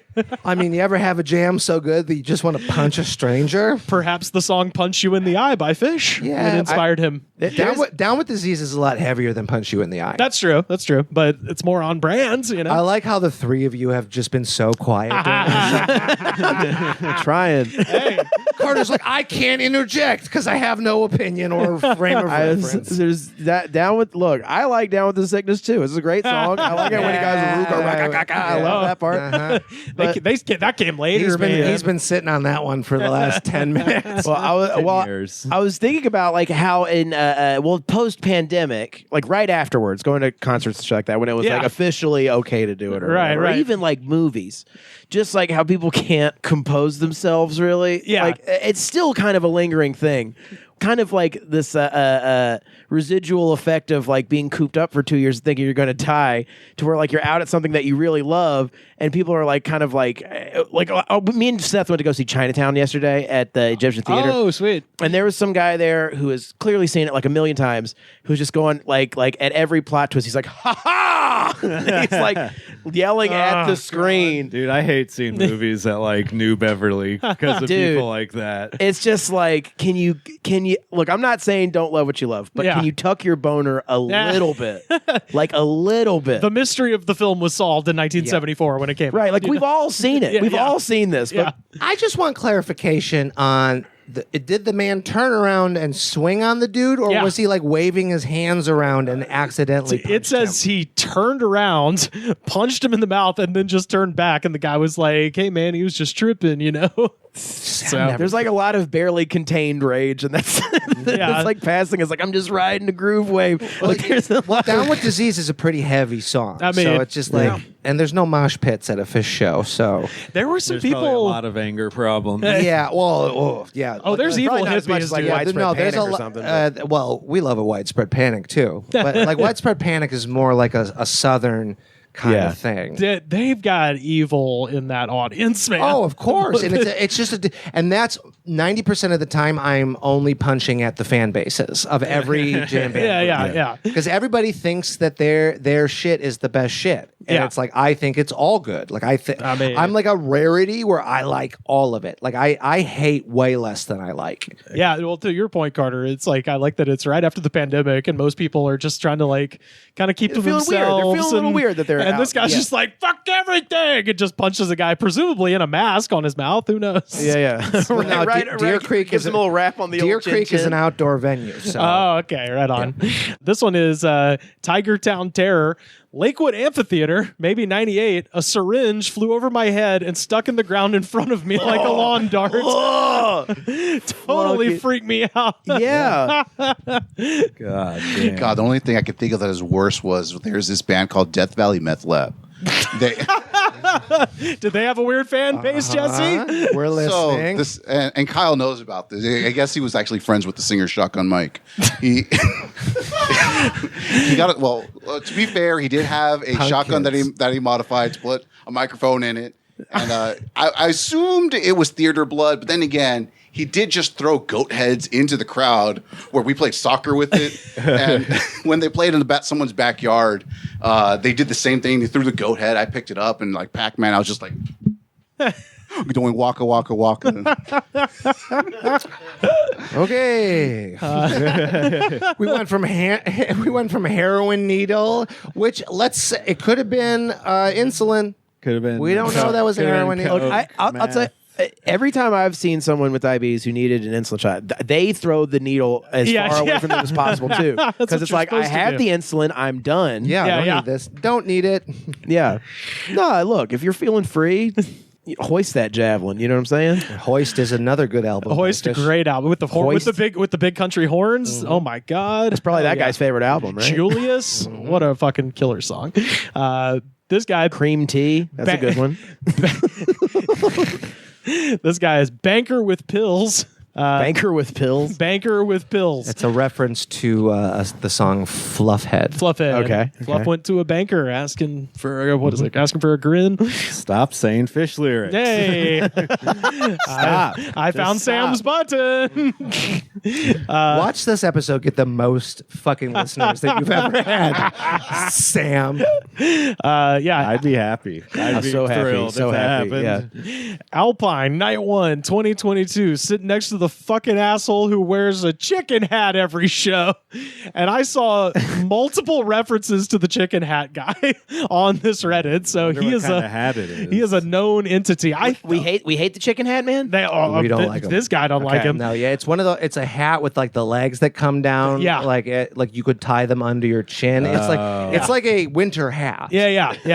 And Alpine Valley is an outdoor venue, and they usually play is the weather's decent, but it could have been cold. Comedian Chris Fairbanks gifted Joe Raines and I a peacock version of that hat for our show Yellowhammered because there was a peacock there.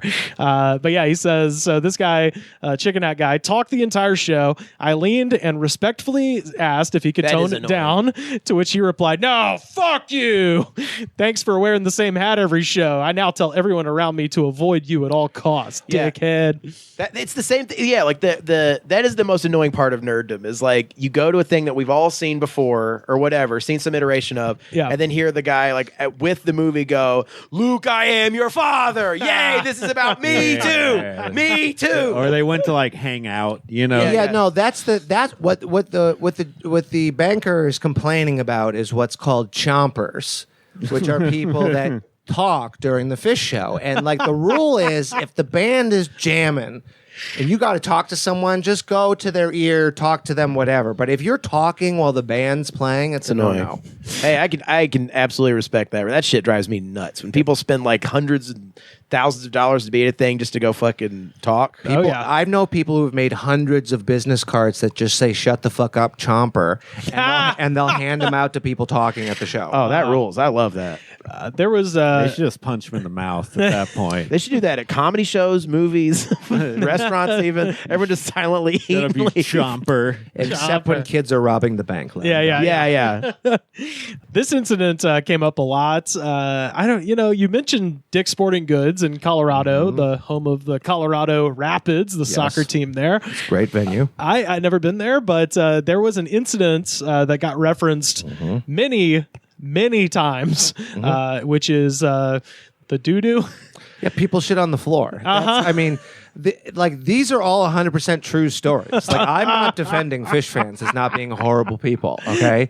Well, this particular... Do they not have bathrooms at these events? They do, but they don't want to give up your spot. When you got people that are so territorial, you're just like, I'm not missing any of this. You got a bunch of rabid rail kids beating down your door trying to stop you from having fun. Yeah, you're gonna shit where you lay. You know? Yeah. If they're gonna play Esther, I'm gonna bake one off right there on the ground. Yeah, well, if you step in it. I mean, look, if you're the type of person that shits at a Phish show, like it's not gonna be a solid shit. It's gonna be a 3 days of drugs and grilled cheese sandwiches from the Bible bus. Like it's orange. It's orange and it smells like a trash can. Is that the grilled cheese Bible people still around? No, I think they got ran off, but there was like a culty bus. Oh, the Daughter's Deli, or not Daughter's Deli. That's the LA one. What is it? Go to 12 Tribes. Yeah. Shit on the floor at Daughter's Deli. No. There was like a culty. I was just hungry and thinking about corned beef. I love a corned beef. It seemed like it was clean in there. I didn't see all the diarrhea on Daughters the floor. is great, by the way. There's a new location on Sunset. Go eat at Daughters. No, it's actually something that you brought up on the show before. The Yellow Deli out of Chattanooga. Yes. The cult that runs the 12 Tribes. It's like brown and cream colored. Like bus. It's like a wooden triple decker bus that goes around to these shows and stuff like that. Yeah, and then great breakfast. Great breakfast and a vast network of child beatings. I was going to say you can see the terror in their eyes, but boy, those flapjacks. Check out the show Behind the Bastards about that 12 Tribes cult. Fucking wild. This last one here, and this was I forgot about the dookie. They the famous thing about this dookie is that this lady dukes on the floor, and because everybody comes strapped to Phish shows with glow sticks, in order to warn a brother about the dukes, everybody stuck glow sticks in the duke. Yep. This is a community. They're playing with shit now. I'm gonna tell you. They're just putting out a warning. Shit. No one does that outside your apartment. It's not scary. I just step in it. Listen, I'm telling you this. 90% of Phish fans are the most horrible human beings you've ever wanted to meet in your entire life. But 10% of them, like there is not there. I have friends in this community that I could get a call right now. I would leave the podcast and fly across the country to help them. That's how kind and generous and thoughtful some of these people are, and Will they're they do the very same for supportive. you? 100%. Let's call him right now. Okay. Let's fucking prank him. You abuse know their what? friendship, It's not going to be poison that comes your way. You're gonna get fucking hero dosed on some LSD, and you're gonna become a born again Christian after this. Shout out to Ben Folds. Yeah, I was going to say, climb a tree and never come down. These cheese puffs are open. Whatever. It's probably fine. 5-second rule. 5-second rule on these No, open seriously, cheese puffs. I'll tell you this quick story. When my dad was dying of cancer, a buddy of mine who is in the cannabis industry, I needed to make some hash medicine for my father because he was on chemo and he was dying of stage 4 cancer. And I went down to his place and I had a stack of cash, and he hands me a 20-gram jar of oil, and I go to peel off some money. He goes, "Just go take care of your father."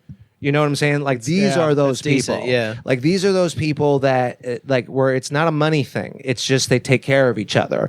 And as someone who doesn't have like a large extended family, like these are my family. Like I go to any city in this country and I'm going to run into someone that I know either casually, someone like chicken hat guy that we know to stay away from. Yeah. But it's like it's the same as someone who's got a big dysfunctional family, you know, and it's a sense of community that people get at like church or juggalo shows, you know? Right. Like, it's like people talk shit on ICP. I was going to say, have you read the Nathan Rabin "You Don't Know Me, But You Don't Like Me" book? No. That Nathan Rabin, great pop culture reviewer, toured for a summer with Phish and then went to The Gathering as well, and then wrote a book and talked about it. And the name of the book is "You Don't Know Me, But You Don't Like Me." Right. And it's just about those two scenes and their similarities. And which scene did he say was the friendlier of scenes? But see, I think his point was that they're both misunderstood to some degree. So, 100%. Like I don't turn on Phish in my day to day. Rarely. I like turning on the XM radio every once in a while.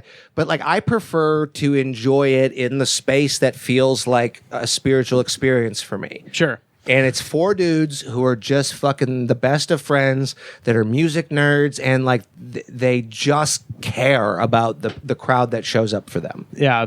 This last one here, and I think this will go nicely into a little thing I pulled off the internet, and you could probably speak to this. Ruben Mendez, Gorge. 2018. Got back to our camping spot after the show, and the Nitrous Mafia was set up in our campsite.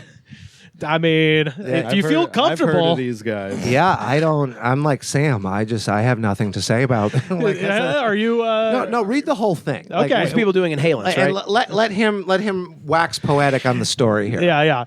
So there was almost 100 people and way more empty balloons all over. Of course, they wouldn't leave, so I turned on my car alarm. That didn't work. So now there's a blaring car alarm beckoning more Wooks to our site. Wooks, short for Wookiees, nickname for hippies, for those uninitiated.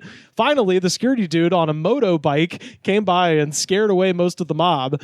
The motorbike guy didn't catch the dispenser and instead emptied the tank right there and then left the empty tank. So I moved it to a clearing, and some guy comes up and decides to take the tank. When the mafia comes back looking for the tank, they see the dude walking away with the tank. Jesus, Mr. Mendez, how many times are we going to say tank? And gives him a serious chase ending at our neighbor's camp. And it climaxes with the mafia body slamming the dude onto a folding table while the campers look on in shock. Body slam complete. The dude is groaning and moaning, rolling on the ground on the destroyed table. The mafia guy picks up the tank and walks away, shouting warnings to everyone else to not touch the tank. I got lucky by 15 seconds. That's right. Don't touch that damn tank. The Nitrous Mafia, they just pop up, and they have. I remember a time where they had like Nextels, where they would chirp each other. Yeah, Yep. they would chirp each other where the cops were. There's lookouts. It's like The Wire. But it's Fish, balloons. on Fish Lot, right? It's called. Nitrous is like hippie crack, and, Yes. and it's like you'll see people walking around. Someone mans the tank. Someone walks around with fistfuls of balloon. 2 for $20, no deals. 2 for $20, and the bigger the balloon, like people are. You're selling gas, basically, and Right. the tanks themselves, like full tanks, are like $150, $200, and each balloon, if you're selling 2 for, you can make a lot of fucking money. Oh yeah. And so like when the security or It doesn't police last that long either, right? 30 no, seconds 30 flat, seconds, yeah. but you've got a punch like a clown punching balloon size full of nitrous. And Yeah. And please sit down. You fucks. Yeah. Don't keep walking because you'll pass out. Yeah, sit down. Because I remember I was doing nitrous. It was Seeing Further, which was Phil Lesh, Bobby Weir, and the remaining members of the Grateful Dead.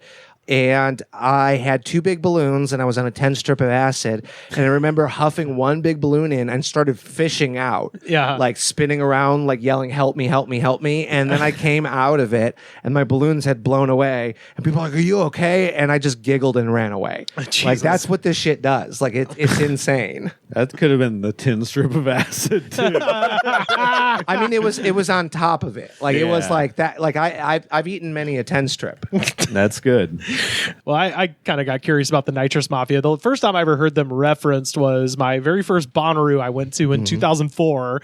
We ended up right next to, I don't know if they were the proper Mafia, but we were right next to. Hey, how you doing? yeah. How you about Hey. some gas? You want to do some keyboard dust How already? about some gas? Don't worry about it. I swear to God, that nitrous tank was like 5 feet from my head because all night. It's a horrible sound. It goes on and Yeah. on. They never stop selling guys, weirdos walking through our campsite the whole fucking time. And these people don't ever go into the show. No. They never. No, this the is Mafia not, definitely like, doesn't. Like, I know people who like their nitrous, and they'll just get their own personal tank and sit in their own car, like, or whatever. like adults. It's a little bit after work. I don't know. But there are. I take mean, down a whole tank of nitrous. there will people that will argue that the nitrous mafia is the dark entity that follows these bands around. They're the Volt Dark, dark energy. energy, dude. Yeah. Yeah. Oh, they yeah. are the maxima energias of the. I just want to read a little bit of this. This is John H. Tucker writing for the Village Voice. A hiss pierces the air as music fans wait in line outside the Brooklyn Bowl in Williamsburg. Across the street from the venue, a man stoops over his tank, inflating balloons and passing them to his associates by the fistful. He shuts off the valve. I want to speak to my associates. This is a crew. This is the crew. I've never heard of one. This is my associate, Dr. Clown Penis. Deciding his handlers are moving too slowly, he picks up the tank and slams it against the corner of the warehouse, sending a shrieking echo into the night. Quote, "I don't see you working fast enough!" Yep.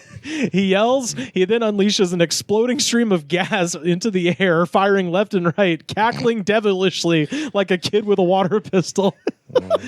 Terrifying, dude. Why isn't this a I'll movie? tell you what, you're not going to get this at a fucking Dave Matthews Band concert. Yeah, Oh, yes, you are. Yeah, you will. Yes, Like, the will. fuck you are, yeah. because those I mean, nitrous look, like, guys, I mean, for all intents and purposes, like Dave Matthews is a jazz. they are man. beyond more. Yeah. They are. Yeah, I mean, yeah, they have people that have seen, like, you think people that have seen Phish 100 times. There are people that have seen Dave Matthews Band 100 times. the particular guys dealing the nitrous Stand behind me in 2004 Yeah, and, were they, and playing. they are a staple at any jam band show. Oh, yeah. and even a lot of, because it bleeds into the, like, electronic music community. Yeah. Like, Sure. you know, like dubstep and house and IDM and all that yeah, stuff. yeah, EDM. EDM, whoops. IBM, IBM, yeah. International Business Machines, and Yeah. it's taken over. Wasn't IDM, wasn't that a thing? IUDs? Intelligent dance music? That was a... Urinary Is devices. that like Q It's and not like- you? No, it's like headphone techno, I think is okay. what it is. Yeah, Like Aphex Twin and shit. this guy says, "Fatty whippets!" yells the balloons Yep. man. Ice 8 or 9 colds. dealers holding Ice colds, balloons. 2 for $20, no bro deals. No bro deal. So the Boston capo of the Nitrous Mafia, who they are calling Dimitri, he says the security here is cool. Yep. And so apparently the security guys, they just either pay them off to let them in, or they just beat the shit out of the security guys Yep. if they're unarmed. Well, they don't care. Like, here's They the just thing: don't like, give a fuck. Phish played the Hollywood Bowl last year, end of April. So last April, and I didn't see anybody stop the nitrous people. No, they just walked right in. Yeah, and you We're just Fast and Furious fans. but look at it this way: you're talking about the crew and like how strategic they all are. Just imagine each of those tanks is pulling like 2 Gs and $150 investment. This is the math on it. So Crazy how they just turn a blind eye to that shit. So with the ability to fill up to 350 balloons per tank, which they sell from anywhere from $5 and $10, they can bank more than $300,000 per festival. Yep. So this is it's very, very good money. selling gas. I know people who sell gas. It's out there. It's one of those things. It's a staple. Like, as much as you hate it, it's a gross, dark energy. But these people are just trying to make money too. Do you know anyone who's been like hassled for it or like by the Arrested? police? Yeah, arrested. Oh yeah, but they set themselves up in such a way that when one leg breaks off, like the rest of them carry on. So it's like there is no, like, you handle your business. It's like anything else. It's like when you would like watching any like gangbanger movie, like where the kid on the corner gets paid to watch for the police, and then there's someone that's serving, there's someone that's holding the weight. And the reason they segment it is because there's different offenses for different crimes. And so with the nitrous is really, it's just hard to prove. And that's why like the tank's not worth shit. Right. Like as far as you get a deposit back on the tank of like $150, but the gas itself, that's why in the earlier tale, like, you know, someone ran off and then they wanted their tank back. Yeah. And when they saw it wasn't like actual police, they beat the shit out of them. Right. It's like some guy getting out of court, and it's like you took your first hit like a man. he rips some nitrous. What's going on there? You got your first pinch, dude. Oh, you popped your cherry. So this guy they end up talking to was ex-Nitrous Mafia. Explains they're calling him Sean. Explains that the Boston ring of the Nitrous Mafia is made up of about 16 members split into 2 units. And Dimitri, the guy with the New England accent who was slamming the tank against the wall, they're getting their nitrous apparently from a kitchen supply store. So that's where they get it, where they fill up theoretically nitrous is for whipped cream containers. Cream. Yeah, exactly. So that's what they call whippets. Yep, and that's where they're filling it up. So during festival season, gang members are able to fill 40 nitrous tanks at a time for $75 each. Yep. So God, I was pretty close. damn. Well, this is from a few years ago too. So inflation and all, you're probably dead on. By the mid 80s, the nitrous tanks began appearing on shakedown streets. Yep, with the Grateful Dead. With the Grateful Dead, and that is for you, Sam Carter. Shakedown Street is that's like the market, the open air market. I've heard of this. The bazaar. The bazaar. When Wes came to see Grateful Dead, yeah. he was talking all about just hanging out on Shakedown. Shout out to Wes Van Horn. Hell everybody. yeah. I love him. Many deadheads are turned off by the tanks from the onset. Quote, they're sketchy, says one fan. They're shit, says another. Oh, yeah. One fan cuts right to the point. These guys don't even know who Jerry Garcia is, and they never will. They do not give a fuck. I was like, I feel like they might know that. I mean, They know he exists. But Yeah, they yeah. use drug I think dealers. that the statement like that is made the by ice old cream? heads all the time. Like, they didn't know what Jerry really wanted. You know, like it's all about the music, man. This is a quote from a Philadelphia nitrous dealer named Beef. Says, Chief Beef. mad adrenaline, mad money, mad pussy. Yep.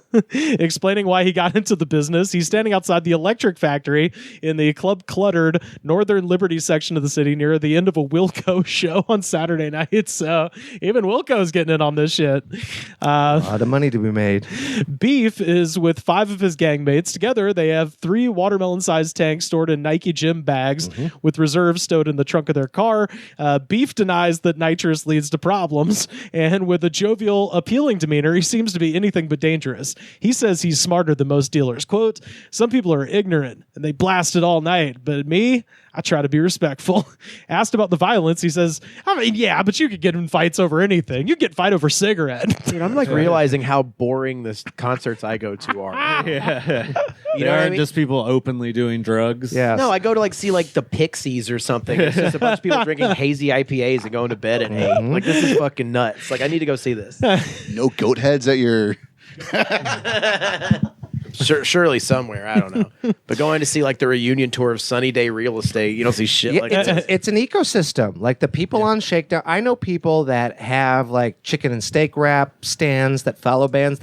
They'll make 6 figures for the year touring all summer, and man. then they go back to their farms or wherever. The and hot then- dog people. Yeah. Well, there's the grilled cheese in every motherfucking bite guy. Yep.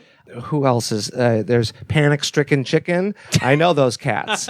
Yeah, and they follow Panic around, and they go to every show. I mean, it's a married couple. They're very nice people, and they stop off at like big box stores like Sam's Club or whatever, and they buy enough produce and stuff like that to slang $10 wraps. Yeah, guy next to me at Bonnaroo one year was selling Danky dogs, and he just went to Costco and bought 1,000 hot dogs, and fucking he was gone before the show was over on Sunday, so he sold out. The people selling stuff, I get. It's like, who can go see this all the time without having money? There's a different tier of people. There's some people that just go into debt. Crippling debt seeing these bands because it's like they only play, and it's the only place they feel comfortable and loved and seen, like, sure. But then there's people that like they make their living where the band tours. Like I know sober people who buy cases of beer and they sell them for $5 a can afterwards to afford to go follow the band. I've vended at the Interlochen Festival, Lock-In, it's Arlington, Virginia, and I made a bunch of cold brew because like my mom's office was getting rid of their drip coffee machine. Right. So they had like 4 or 5 pounds of pre-ground coffee. And so I just made a bunch of really strong cold brew in a 5-gallon bucket and put it in a bladder, and I was selling it for $5 iced coffees. So you wake up and you're hungover. I'm rolling around with my little cart making $5 a cup, Right. And like I paid for my entire weekend selling cold brew coffee. So like you had two options. The only thing that cost me any money really was the ice. And ice is really expensive at a festival. It was like $20 for a big old bag. But I would get 1 bag of ice and I would roll around and you'd get either straight black or I had like a big old like gallon of French vanilla cream. You had two choices. You get black or you get French vanilla cream. And given festival prices of food and stuff, like so coffees are like $6, $7, $8. So as long as you undercut what the venue is, and it's completely illegal. Like they'll kick you out or arrest you if you get it done. But like the trick is you stick and run. You like the guy like Beef was saying. Yeah. You can't be out there blasting all night. So the last line here, one of the organizers of the Gathering of the Vibes Festival says this year it's going to be different. He has a message for the nitrous dealers. Quote, "Enough is enough. We're no longer going to sit here and have you ruin our festivals. We're going to take it back. If you're going to come and try to ruin our scene, we're going to shut you down." But then minutes later, he pauses, thinking about his decades-long fight against the Balloon Men. Quote, "I don't think we'll ever wipe it out. It's inevitable. We can only hope to control." So everybody knows. Make friends with it. Yeah. Get to know the damn nitrous mafia. You got to shake hands with the shadow part of the scene. Yeah. So if you're out there this summer on the festival scene, watch out for that nitrous mafia. Yeah, catch them. I mean, Phish is playing Sphere in Las Vegas end of April. And oh man, it's gonna be bad. Yeah. I'm just saying. How big is the parking lot of the Sphere? Like, how realistically could they get? I mean, people had religious experiences to U2. Right. That's what I'm. And look, like U2, whatever. I get it. They're talented. I've never understood U2. Nope. I've never I like some songs. I know they're talented guys, but like. People are like, "Oh, it was fine at U2." It's like you have no idea. Like I'm making jokes right now about people falling down fucking stairs because I hope people. Not only was there someone that shit on the floor in Dayton last Phish tour, but there was someone that fell off the fucking 3rd-story risers, like the 3rd level, did not die, fucked their shit up. They had like a psychotic break or something. Yeah. God damn. Well, be careful out there, folks. I had a bucket full of dogs. When I first jumped off, I held that bucket in my hand. My dreams that would take me all around the world. I stood once a smoke behind the mountain girl. It took me a long time to get back on the train.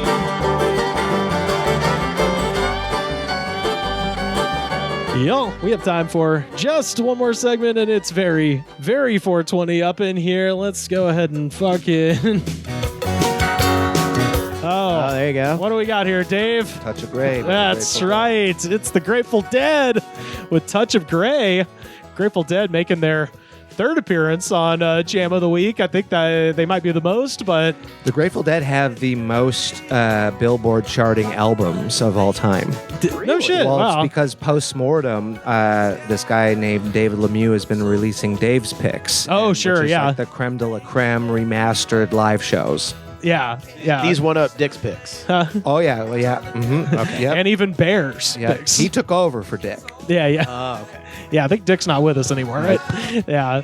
Well, yeah. This song, of course, is their only big like radio hit, but came out in 1987. It's on their album In the Dark, and this particular video, which features some dancing skeletons that a lot of people in the comments were upset that you could quote unquote see the strings of. In 87. Yeah, in 87. But yeah, it has 13 million views, 5,890 comments, and yo, I read every goddamn last one of them. Hell so yeah. let us now dive down into the comment section of the Grateful Dead's. Now you're going to see Touch of Grey. It started with the Deadheads, like as far as shitty fans go. See, I wanted to talk to you about Phish just so we could see the other side of the fence. If indeed there is another side of the fence, we'll see. It's not the band, it's the fans. Yeah, absolutely. First up, Mike Hubbard from 10 years ago. I dedicate this to my brothers and frenemies alike. For now, they are one and the same. Hell yeah. Something went fucked up at Thanksgiving. I think there's just an extra, like, je ne sais quoi about the Hateful Dead fan. Like, you know, like, Hateful Dead. yeah, the Hateful Dead. Yeah, that's right. People that are not chill at all. No, No. but they'll say things like, like, love everybody. Love you like it or not, brother. But sometimes you got to stab. Right, and they'll try to Force be my love into you, brother. They'll try to be Yeah. poetic about it. Like, I will eat a liberal's ass. Yeah, that's the thing. At the end of the day, many of these are still boomers. Like, yeah. You know. Well, yeah, this one, David Kelly from 9 years ago. Oh, look, a bunch of DMV driver's license pictures got together and formed a band. Hey.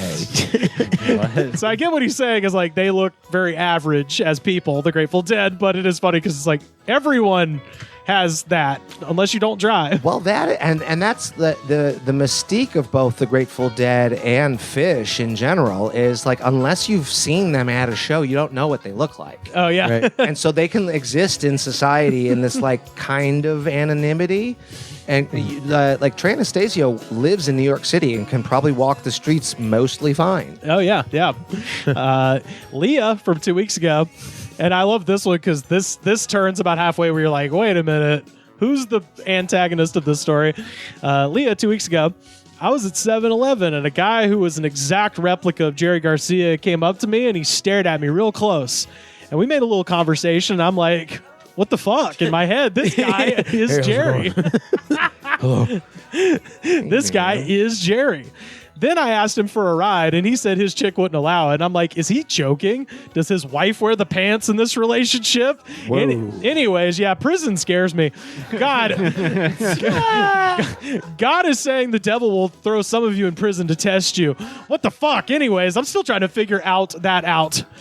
Yep. I was like, I wonder why he wouldn't give you a ride. Is it because you're fucking nuts? Well, and this is like we haven't covered Wooks, and it's really it's really hard to describe Wook to normal people. But it's like a combination of like homeless, privileged, mental illness, dirty, hippie. Are they like the crust punks of like yes, jam bands? 100%. Kinda, Yeah. All it would take is an apology call to their fathers, and all of this And could change but tomorrow. no, I will forego my crass T-shirt if the best is how it changed from I like this guy to he wouldn't give me a free ride. fucking so fuck ride. him. Well, 'Cause I was talking about it's all prison. love and light until you won't give them the free shit, and a Wook will be like, oh fuck you.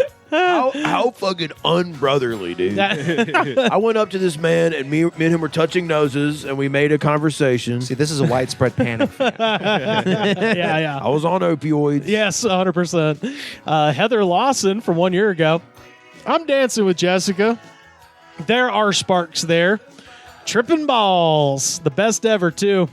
Wins. The best balls you ever seen. wins.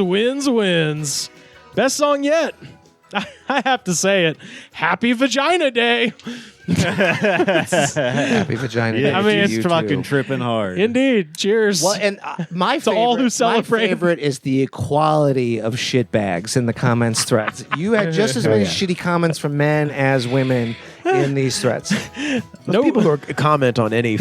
Oh, there's they're some the worst. bananas jam band chicks out there. Like it's like this is insanity. You know, a lot of spirit animal type. Yes. Crystal girls. Right. You know. A lot of fucking yoni eggs in those pussies. Happy Vagina Day. Yeah. Lots of. What is the date of Vagina Day? Well, apparently it was. We just missed it by 9 years.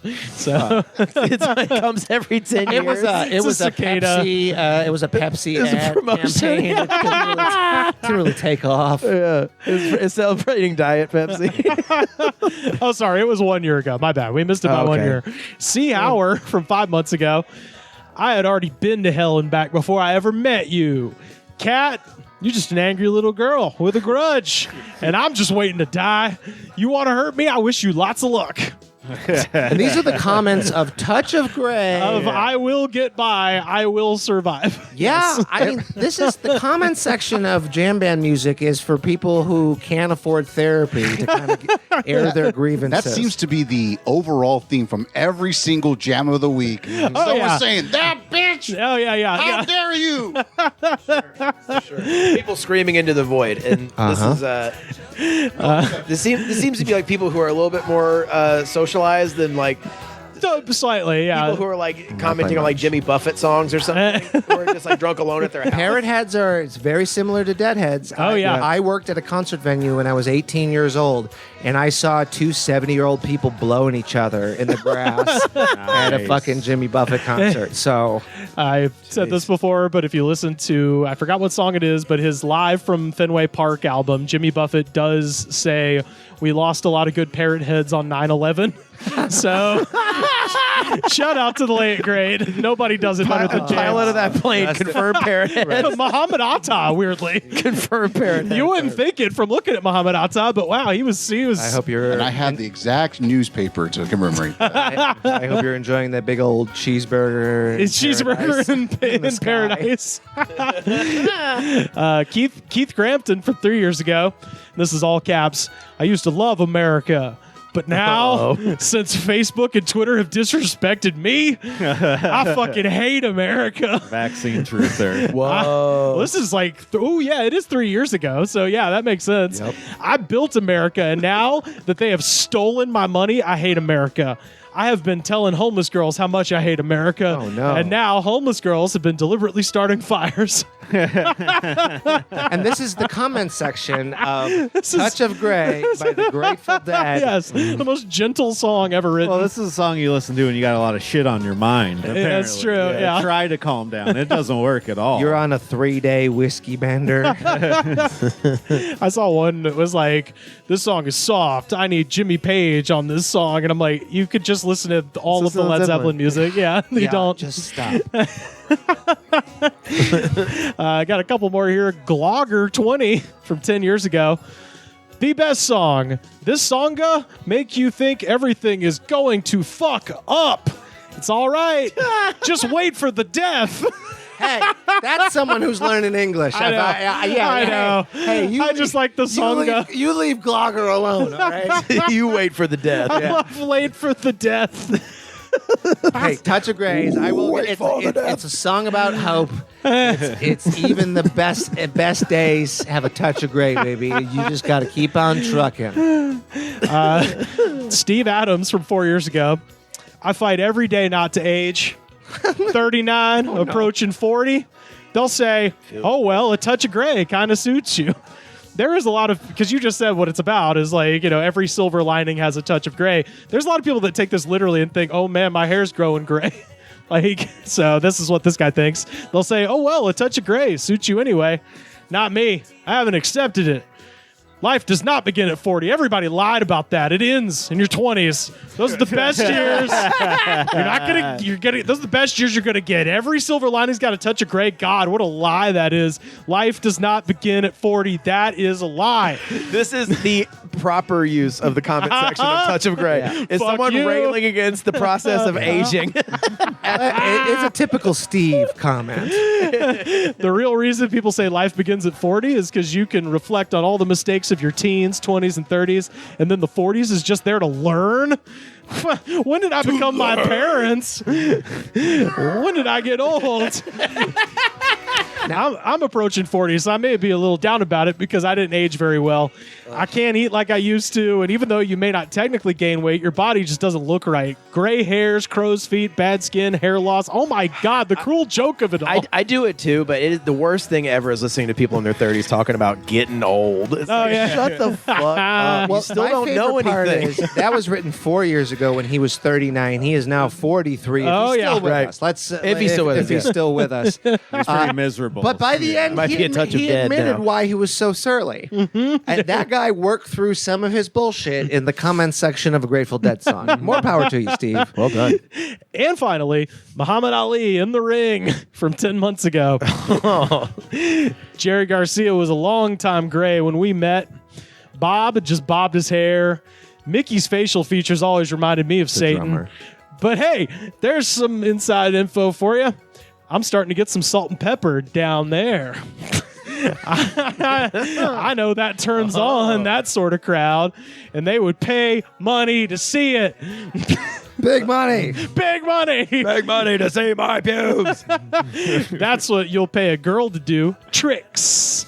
But hey, tricks are for This kids. guy definitely gets a lot of hookers. This guy is like acting like this guy's just drunk. He's just drunk off of his fucking. I should read it that This way. guy? Because he goes, Just this guy. The rest of them are on acid. the next one he goes, but hey, tricks are for kids.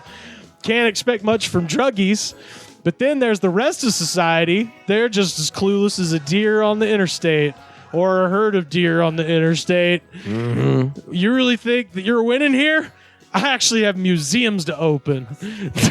So I'm dying to know what that means, and I hope it's literal. I like how the last two comments took touch of gray and went straight to pubes. Literally went to pubes and Straight hair. to pubes. I just am obsessed with the administrator of the Guggenheim, just shit-faced in his office, being like, "You guys suck.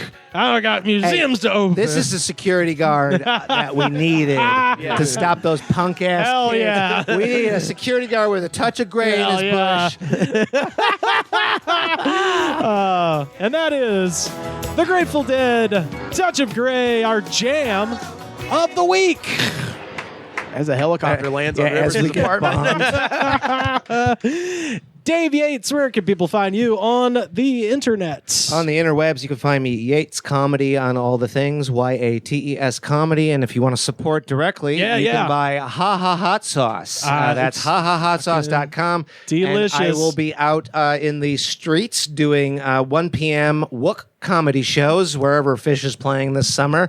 I'm lining up a Vegas show right now for 421. Wait. Have you considered calling it the Wook Agenda? Hey, That's a free one, baby. I'll send you a check in the mail. The Wook Mob. The Wook Mob. hahahotsauce.com. There it is. Don't let the Wook Mob bring you down. Fuck yeah. Jesse, you got anything to tell the people? Yeah, sure. You can find me at Drunk Replays on Twitter. I have a YouTube channel where I talk to people within the Smash and fighting game communities. Just recently had a what? Yeah, exactly. I like we just nerded out on jam band shit and you were quiet. You're like, this is the thing I like. I'm like, fuck you. Yeah, I just recently talked to some folks who were out of Texas. They make controllers. Go ahead, check that out. Also, check my fiance's Etsy shop, Des Design. She sells cool stickers and keychains, and now abusing my 3D printer that I just bought. Ooh. So, yeah. So you thought jam band nerds were bad. My fiance makes nerd toys. Support her. No, I make the nerd toys. She makes stickers that look like ghosts that look like pan dulce. Oh, nice. Hell yeah. Wait. Sweetbread? Yeah. I speak. Yeah, so I think that's all I got. Hell yeah. Carter, where can people find you on the internet? You can find me at Carter_Glasscock on Instagram and the other stuff. I have profiles on all the other stuff. I don't use them, but I'll probably have a review for some music coming out soon, so keep it. I'll post it on my Instagram, so keep it ear to the ground. Sam, where can people find you online? Slam Harder on Twitter, Sam Harder 666 on Instagram. I think Slam Harder on TikTok, but I haven't even opened that app in a while. Oh, TikTok? Ever since I found out what it does. How it brainwashes the youths. End up robbing a goddamn Wells Fargo if you keep looking at that shit. You can find me on Twitter and Instagram at Rivers Langley, and you can come check me out doing stand-up in the Midwest and down south starting at the end of April. I should say March 26th. Come see me at Comedy in English in Santa Monica, California. And then April 29th, I'm at the Blind Pig in Ann Arbor, Michigan. April 30th, I'm at the Brothers Lounge in Cleveland, Ohio. And May 4th, I'm at Mahal's, also in Cleveland. And I'm going to be trying to fill in those dates in between. So Great Lakes, you're on fucking notice. I'm coming your way. You can find our show on Twitter at The Goods Pod, every episode ever, and new clips dropping all the time. YouTube.com/The Goods Pod. Join the damn Discord, linktree.com/The Goods Pod. Buy a shirt, ProWrestlingTees.com/The Goods Pod. You can join our Patreon and see the show if you are You not can watch content. me. You can see the hat I'm wearing. The crack is right there, front and center. Hear it? There we go. But yeah, join the Patreon, patreon.com/The Goods Pod. And second best way to support this show, head to Apple Podcasts, rate, review, and subscribe. Show the attitude of gratitude, because if you do not have the attitude of gratitude, Daddy, the Nitrous Mafia is coming after your ass. I made him an offer he couldn't refuse. The Goods from the Woods was recorded and edited by me, Rivers Langley. You can find our show on Twitter at The Goods Pod. Our theme song was composed by Jonas, the Space Cowboy. This was a Brain Freeze podcast.